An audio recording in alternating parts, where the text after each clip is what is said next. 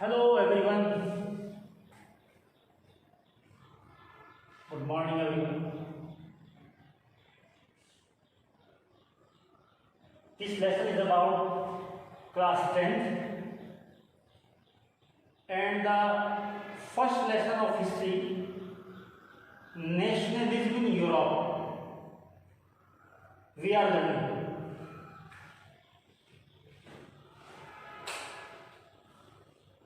और आज का जो हमारा टॉपिक है वो है यूनिफिकेशन ऑफ जर्मनी। जर्मनी एक कैसे हुआ, यानी आज जो आप जर्मनी देखते हो वो पहले ऐसा नहीं था, ना कोई जर्मन नाम से कोई चीज़ थी। अलग अलग छोटे छोटे राजा राज्य करते थे। कुछ हिस्सा ऑस्ट्रिया के पास था, कुछ पर्शिया के पास था, कुछ डेनमार्क के पास था, कुछ जो है वो फ्रांस के पास था। तो छोटे छोटे राज्य इस तरह बटे हुए थे। तो यूरोप के अंदर एक सोच चली कि इनको यूनाइट किया जाए, इकट्ठा किया जाए, ताकि हमारी नेशनल आइडेंटिटी हो, हमारी एक राष्ट्रीय पहचान बने, बड़ा हो, पूरा एक देश यूनिफाइड हो। अब ऐसा कौन लोग सोचता था? अगर आप देखो तो जो राजा राज्य कर रहे हैं वो तो ऐसा सोचेंगे नहीं, वो ऐसा सोचेंगे नहीं। क्यों नहीं सोचेंगे? इसलिए नहीं सोचेंगे क्योंकि वो तो खुद राज कर रहे हैं। वो हवा के लिए, हवा के लिए, हवा के लिए, हवा के लिए, ओपन द विंडोज। तो वो तो सोचेंगे कि भाई आई एम द किंग। अगर एक देश हो गया तो एक राजा या एक प्राइम मिनिस्टर होगा, बाकी सारों को रेस्पॉन्सिबिलिटी देंगे तो छोटे छोटे राजा खत्म हो जाएंगे। तो ये चाहता कौन था? ये वहाँ की जो जनता थी, वहाँ के रहने वाले लोग, सिटीजन्स, कॉमन मैन, यानी कि मिडिल क्लास जो फैमिलीज थी, वो ये चाहती थी कि देश जो है वो यूनिफाइड हो जाए। ठीक है। अब इससे पहले वीडियो में हमने ये जाना कि एक मीटिंग करी काफ़ी सारे लोगों ने फ्रैंकफर्ट में, जिसे फ्रैंकफर्ट पार्लियामेंट के नाम से जानी जाती है। 800 समथिंग जो पॉलिटिकल ग्रुप्स थे उनके लीडर वहाँ पर आए, इकट्ठा हुए, मीटिंग की और उन्होंने पर्शिया के राजा को कह दिया कि कॉन्स्टिट्यूशन के अकॉर्डिंगली आप गवर्नमेंट चलाइए। राजा ने मना कर दिया और उन सब के ऊपर सख्ती कर दी कि तुम लोग ज़्यादा बड़े लीडर बन रहे हो, मेरी ताकत तुम लेना चाहते हो, मुझे चाहते हो किताब के हिसाब से काम करो, संविधान तुम लिखो और उसके अकॉर्डिंगली मैं चलाऊं। मैं ऐसा नहीं करने वाला। अब राजा बड़ा चालाक, बड़े दिमाग का आदमी, और अगर सही कहो तो इसका मंत्री है। ये दो नाम आप याद रखना। राजा का नाम तो जो पर्शिया है, ये बड़ा राज्य था वहाँ पर, तो पर्शिया के राजा का नाम है कैसर विलियम फर्स्ट। कैसर विलियम फर्स्ट ये राजा है। आप इसे कैसे याद रखोगे? या तो आप इसको केसरी रंग से याद रखना, ठीक है, कि वो ऐसे रंग के कपड़े पहने हुआ है राजा, कैसर विलियम फर्स्ट, ठीक है जी। और इसका एक जो चीफ मिनिस्टर है, यानी मंत्री है, जिसकी सलाह से वो काम करता है, ऑस्ट्रिया का किंग, उसका नाम है ओटो वॉन बिस्मार्क। इसको ऑटो में, ऑटो से याद रखना, ऑटो रिक्शा से, वो तुम्हारी मर्जी, तुम ऐसे ही कर सकते हो। तो मैं तो आपकी सहूलियत के लिए थोड़ी बहुत बात बता देता हूँ। ये दो नाम आपको याद रखने पड़ेंगे। पर्शिया के राजा का नाम क्या नाम? कैसर विलियम फर्स्ट, वो तो अपने आप याद हो जाएगा उसका, कैसर। और ये उसका मंत्री कौन? ओटो वन बिस्मार्क, ठीक है। तो इन लोगों ने, ये लोग बड़े चालाक, बड़े होशियार हैं, और साइकोलॉजिकल आपको ये बात समझनी पड़ेगी। देखो, एक चीज होती है वाइजनेस, बुद्धिमत्ता, ठीक है, कि किस काम को हमें कैसे करना है। तो बड़े वाइज किस्म के आदमी हैं। इन्होंने एक बात सोची, देखो छोटी सी बात है, एक आइडिया है, इसे आइडिया फॉर्म में कहते हैं an idea can change the life of a man. एक आइडिया है, उसी आइडिया ने ये सारा सिस्टम बदल के रख दिया। क्या आइडिया है आपके दिमाग में? उन्होंने सोचा देखो जनता की आवाज को तो हम दबा नहीं सकते, हमने फ्रैंकफर्ट पार्लियामेंट को मानने से मना कर दिया तो कर दिया, लेकिन ये असल में इन नेताओं की आवाज नहीं है, ये लोगों के दिलों की आवाज है। और वही आदमी लीडर बन के रह सकता है जो जनता की भावनाओं का एक्सप्रेशन करे, तभी तो लगेगा हमारा लीडर है। और अगर हमारी भावनाओं के खिलाफ काम करेगा, लगेगा हमारा लीडर नहीं है। तो इस तरह से उन्होंने क्या काम किया कि जनता के फेवर में तो हम डायरेक्ट काम करेंगे, और बीच में ये जो एजेंट बन करके आए हैं 800 समथिंग, इनको हम हटा देंगे, इनको हम बीच में से हटा देंगे। उन पर तो कर दी सख्ती, तुम क्यों चाहते हो, हम तुम्हारी बात को नहीं मानेंगे, लेकिन अपने आप उस जिम्मेदारी को ले ली जो जनता चाहती थी। और जनता क्या चाहती थी कि पूरा जो जर्मनी है, यानी जर्मनी और इटली यूरोप के अंदर दोनों करीब करीब एक बात है, पर चूंकि आज हम जर्मनी का यूनिफिकेशन पढ़ रहे हैं तो पर्टिकुलरली आई एम एम्फेसाइजिंग, यानी मैं ज़्यादा प्रेशर दे रहा हूँ जर्मनी के ऊपर, वरना इटली में भी ऐसे से कुछ होगा, उसको अभी हम नहीं मिलाना चाहते, वरना आप कंफ्यूज हो जाओगे दोनों चीज़ों के लिए। तो राजा ने क्या किया, जिसका नाम कैसर विलियम है और वो ओटोवन बिस्मार्क की मदद से काम करता है, कि जिम्मेदारी ले ली कि मैं सारों को मिला करके एक कर दूंगा, छोटे छोटे राज्य को मिला करके एक कर दूंगा। पहले ये आइडिया एक करने का कौन उठा रहे थे? ये लिबरल लोग कहते हैं, लिबरल, ये जो आए थे मीटिंग करने फ्रैंकफर्ट के अंदर, लिबरल कहते थे इनको। तो ये लिबरल लोग अर्लियर ये जो सेंटीमेंट्स थे, नेशनल सेंटीमेंट, उनको ये शो करते थे, है ना।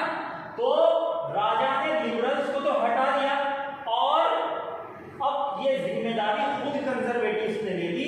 जो राजा और राजा के सपोर्टर थे उन्होंने कहा इस काम को तो हम खुद ही कर देंगे, तो जनता हमारे फेवर में हो जाएगी, इनको हम हटा देंगे और हम ऐसे ही राज करते रहेंगे। और वो जो थे लिबरल, वो क्या चाहते थे? वो तो डेमोक्रेसी के जरिए चाहते थे। भाई लोगों को ये कहा कि हम देश को एक कर रहे हैं, उसके बहाने से लेके आ रहे हैं डेमोक्रेसी।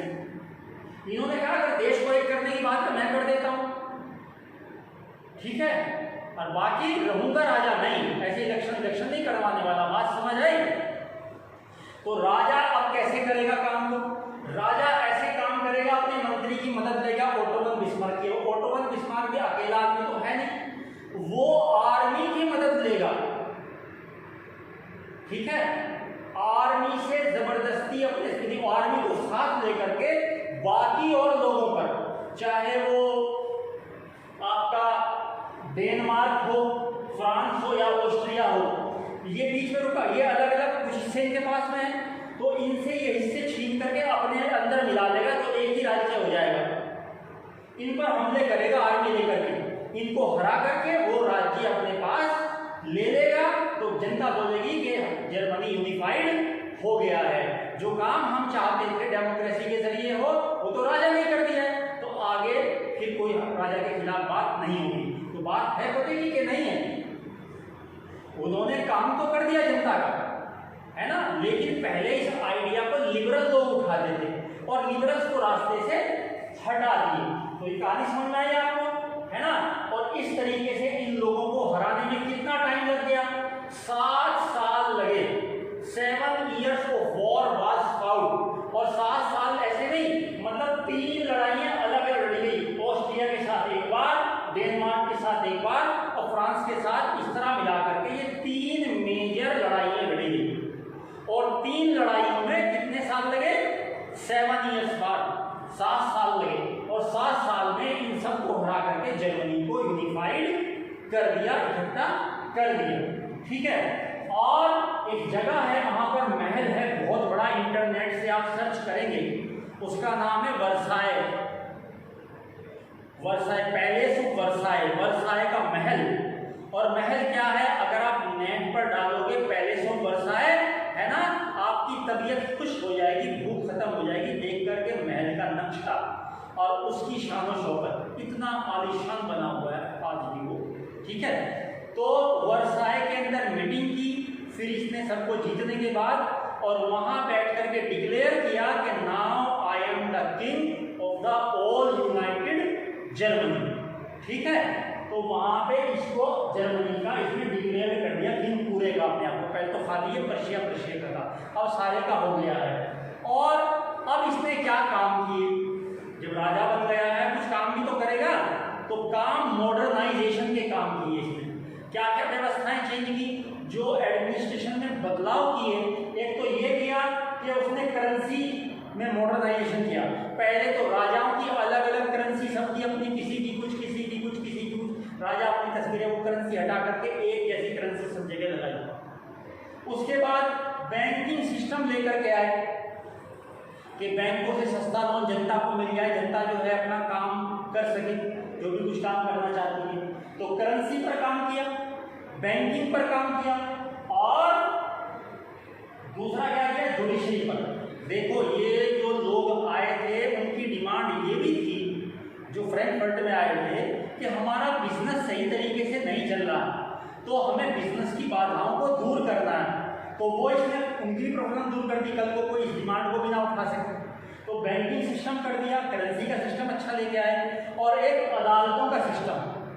देखो कोई अगर झगड़ा हो जाता है, कोई अगर बात फंस जाती है, अगर जुडिशरी सही है तो जनता में कोई दिक्कत नहीं होगी, इंसाफ के साथ। देखो कोई भी अगर गवर्नमेंट है, याद रखना फॉर एवर रूल, अगर आप भी कहेंगे राजा, प्राइम मिनिस्टर, चीफ मिनिस्टर कुछ बनो, तो कोई भी सरकार वो जो है इंसाफ के साथ चल सकती है, और जबरदस्ती और जुल्म के साथ ज्यादा दिनों तक नहीं चल सकती। और इंसाफ क्या है, लीगल सिस्टम है। लीगल सिस्टम क्या है, हमारी जुडिशरी है। जहां पर इंसाफ होगा, जहां जुडिशरी अच्छी होगी, ज्यादा लंबे टाइम तक वहां पर पीसफुल तरीके से काम चलेंगे। तो उसने जुडिशरी को बेहतर किया। तो एक दोबारा से स्नैपशॉट यानी शॉर्ट में दोबारा से रिवाइज कर लेते हैं पूरे चैप्टर क्या, पूरा टॉपिक। देखो मैं एक टॉपिक को आपको बताता हूँ, वो वीडियो चाहे 10 मिनट का हो या 15 का हो या 8 का हो, मैं इसको ज़्यादा तवज्जो नहीं देता, आपको 1 घंटे का वीडियो बना करके एक टॉपिक एक दिन में क्लियर हो जाता है, बहुत अच्छी बात है, ठीक है।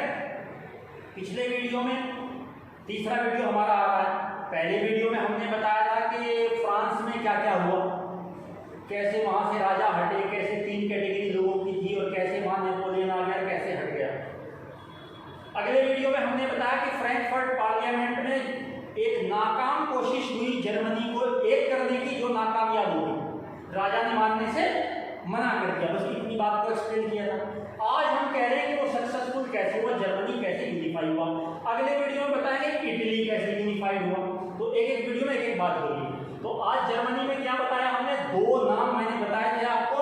एक तो राजा का नाम कैसर विलियम फर्स्ट कैसर, और ओटो वन बिस्मार्क उसके मंत्री का नाम यानी चीफ मिनिस्टर का नाम। ये 2 फिगर है। तो जो जिम्मेदारी पहले ले रखी थी ये देश को इकट्ठा करने की, अलग अलग राजाओं से छीन करके और पूरा एक यूनाइट करने की, वो लिबरल्स कहलाते थे। लेकिन ये चालाक राजा और चालाक मंत्री, या अकलमंद राजा और अकलमंद मंत्री, आप जो मर्जी बोलो, अब कौन सा चालाक ज्यादा ठीक है, चतुर ठीक है, इंटेलिजेंट ठीक है, वाइज ठीक है, ये तो आप जानो। मैं इसका टीचर नहीं हूँ इंग्लिश का, कौन सा वर्ड सूट करेगा, कैसे आप उसको लेते हो। उसने बड़े ही दिमाग के साथ ये काम किया कि वही जिम्मेदारी जो लिबरल्स चाहते थे, लिबरल्स को बीच में से हटा दिया, उन पर सख्ती की, और अपने आप ये जिम्मेदारी ले ली कि मैं सबको इकट्ठा करूंगा। और इकट्ठा करने के लिए उसने आर्मी की सहारा लिया और उन लोगों पर हमला किया जिनके अंडर में देश के अलग अलग टुकड़े थे। और 7 साल तक लड़ाई लड़ने के बाद में 3 मेजर लड़ाइयां डेनमार्क, ऑस्ट्रिया और फ्रांस से लड़ करके ये टेरिटरी को इकट्ठी की, और इकट्ठा करके उसने, और फिर पूरा महल में शान शौकत से। देखो आदमी पहले काम करता है, जब काम से फारिग होता है फिर कुर्सी बिछा करके उसके ऊपर बैठ जाता है कि अब सिस्टम को देखूंगा आराम से। तो ऐसी राजा ने लड़ाई लड़ी, और फिर वर्साय के पैलेस में महल में कुर्सी पर बैठ गया, ठीक है ना। और कुर्सी पर बैठने के बाद में उसने अपने आप को डिक्लेयर कर दिया कि मैं यूनिफाइड जर्मनी का किंग हूँ, और फिर मॉडर्नाइजेशन की ये पॉलिसी अपनाई ताकि आइंदा को दिक्कत ना हो। और इसके बारे में एक मैं छोटी सी स्टोरी और शेयर करूँगा आपके साथ। आप बिलीव करते हैं या नहीं है आपका मैटर है, जैसा मैंने डिफरेंट सोर्सेज से पढ़ा है। ये 7 डेज होते हैं ना, 7 दिन, Monday Tuesday Wednesday Thursday Friday Saturday और संडे, ठीक है ना।